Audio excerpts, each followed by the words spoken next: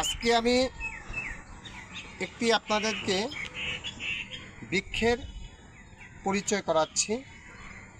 এই যে পাতাটি দেখছেন, এই গাছটির নাম হলো বাসক পাতা। আমরা পুরনো ভালো বস্তুগুলো, জিনিসগুলো আমরা ভুলে যাচ্ছি। এই বাসক পাতা যদি আপনারা 3-4টি পাতা যদি থেতো করে রস বের করে 1 কাপে অল্প চিনি দিয়ে যদি আমরা 3-4 দিন যদি আমরা সেবা করি, তাহলে কি হবে, আমাদের সর্দি কাশ কিন্তু কমে যাবে।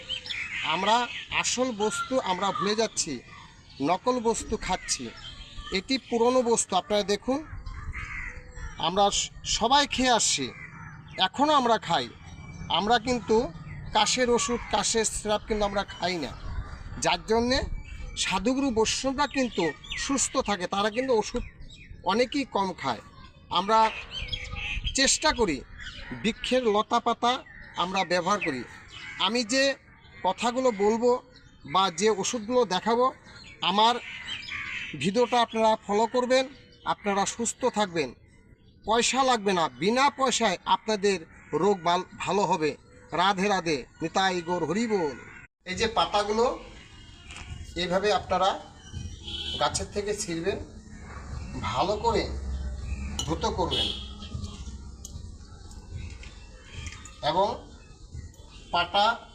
শিলপাটাগুলো ভালো করে ধুতো করবেন।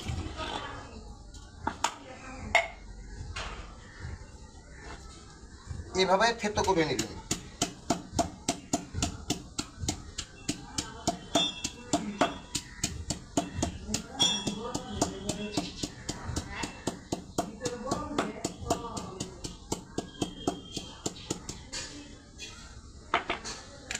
একটু জল দিবেন।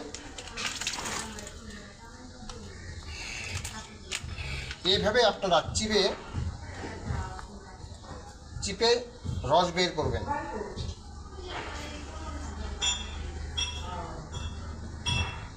রস বের হলো, একটু পরিমাণ চিনি দিবেন।